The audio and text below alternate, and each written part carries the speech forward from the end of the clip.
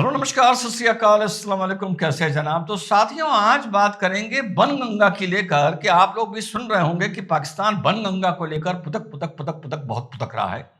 जबकि उसको अच्छी तरह याद होगा कि बनगंगा पर जब उसने अपनी आंखें बुरी की थी तो किस तरह उसको जवाब दिया गया था। अब आप लोग कहेंगे यार ये बनगंगा क्या है?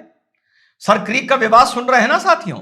तो सर क्रीक का ओरिजिनल नाम बनगंगा ही हुआ करता था। तो आज थोड़ी बनगंगा की बात होगी, थोड़ा समझेंगे हमारे नई एक्सरसाइज जो होने जा रही है ऑपरेशन त्रिशूल को, क्यों ये सब हो रहा है, इस पर छोटा सा अपना विश्लेषण करूंगा और उसके बाद सरकार से एक अपील करूंगा जो इंस्टा पर और ट्विटर पर आप लोगों को इस हैशटैग को आगे बढ़ाना है। और ये सारी बातें मुझे लगता है 11 मिनट में हो जाएंगी। तो लेट्स स्टार्ट। बनगंगा का जो नया नाम है वो है सर क्रीक।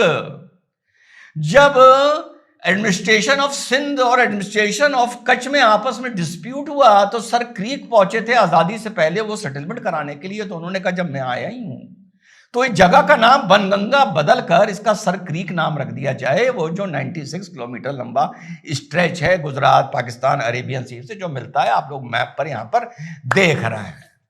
तो इसका ओरिजिनल नाम साथियों बनगंगा हुआ करता था।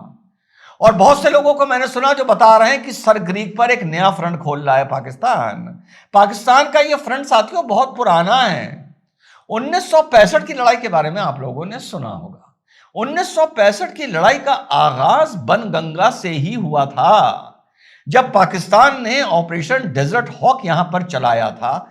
इस पूरे 96 किलोमीटर लंबी जो ये स्ट्रेच है बनगंगा उर्फ सर क्रीक को पूरा कैप्चर करने के लिए, क्योंकि पाकिस्तान कहता था जब सिंध और कच्छ का बंटवारा हो गया तो ये सिंध के हिस्से में आती है तो ये हमारे हिस्से में आती है। भारत ने कहा 1925 के मैप के हिसाब से ये आधी तुम्हारे हिस्से में आती है लेकिन आधी हमारे हिस्से में आती है। तो डेजर्ट हॉक शुरू हुआ था जून 1965 में। भारत ने पिटाई लगा के वापस सबको खदेड़ दिया। तो उसकी चिढ़ निकालने के लिए सितंबर में फिर जम्मू कश्मीर में अटैक होता है जिसको ऑपरेशन जिब्राल्टर बोला जाता है। वहां पे फिर से इनकी एक बार कुटाई होती है। तो ये जो बनगंगा उर्फ सर क्रीक का मामला है ये 1965 की लड़ाई नहीं, आजादी के टाइम से साथियों जाकर जुड़ता है और एक जंग का आगाज इस जगह से हो चुका है जैसा मैंने बताया।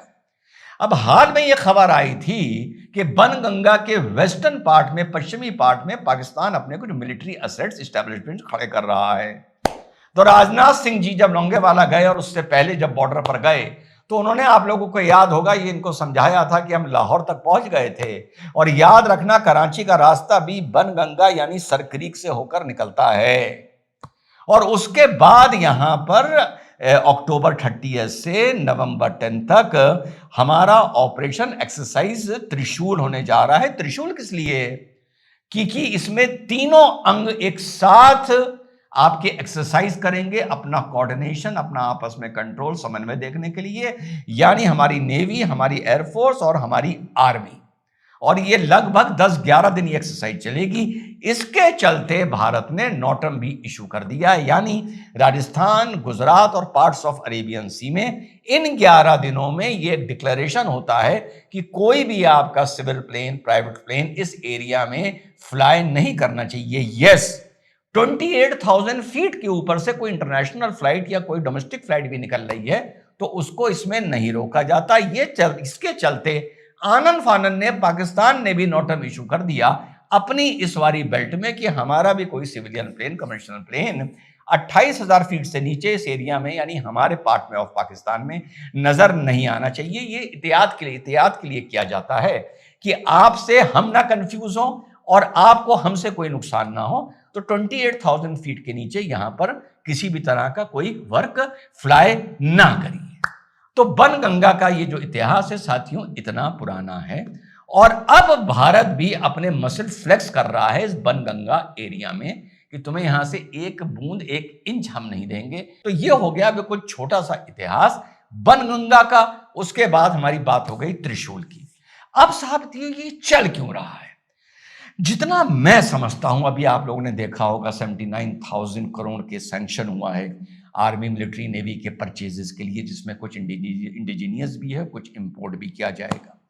मुझे ये लगता है मेरी लिमिटेड नॉलेज से कि अब ये भारत जितनी भी बात, कुछ लोग कहते हैं कि साहब ये जनरल क्यों बोल रहे हैं, क्यों इतना डिफेंस मिनिस्टर बोल रहे हैं, क्यों मोदी जी बोल रहे हैं।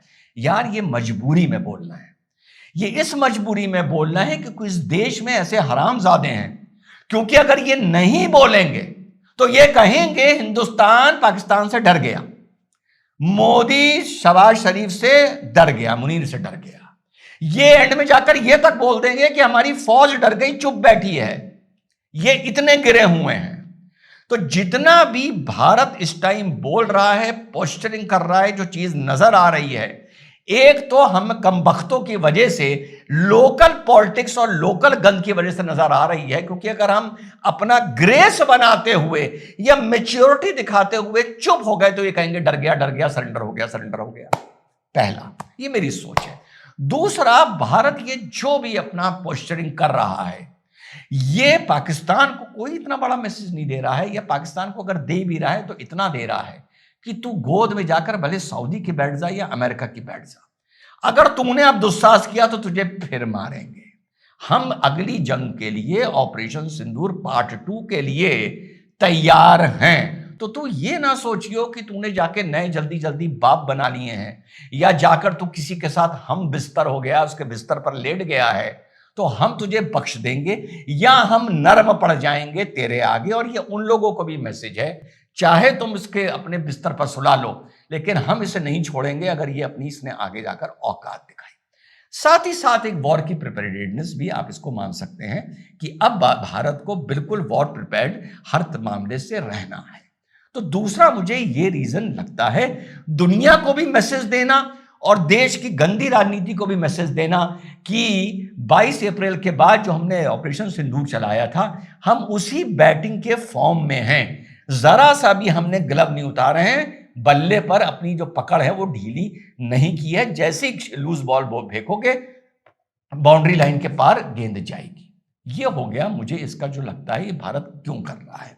तीसरी अपनी बात खत्म करूंगा एक मोदी जी से अपील करते हुए और आप लोगों से अपील करते हुए कि बड़ा सुनहरा मौका है, आप एक हैशटैग चलाइए, नो सर क्रीक बट बनगंगा, और ये आप इंस्टा पे और मोदी जी को ट्वीट करना, लिखना शुरू करिए। क्योंकि इनका एक बहुत खूबसूरत जवाब यह है कि भारत अपने मैप्स पर उसको सर क्रीक लिखना बंद कर दे और एक बार पुनः बन गंगा लिखना शुरू करे, जो सर क्रीक का ओरिजिनल नाम था। तो Bharat should come back on Ban Ganga and this place should be addressed internationally also, जब कम से कम हम बात करें बाय द नेम ऑफ बन गंगा। तो साहब ये है इतिहास बनगंगा का जो मैंने आप लोगों को बताया। ऑपरेशन त्रिशूल के अभी कोई भी फैक्ट्स सामने नहीं आए हैं। माना जा रहा है बड़ा अनयूजुअल प्रोपोजिशन पर ये एक एक्सरसाइज करी जाएगी जो बहुत बड़ी होगी और जस्ट बिल्कुल ऐसा लगेगा कि वॉर की तैयारी हो रही है।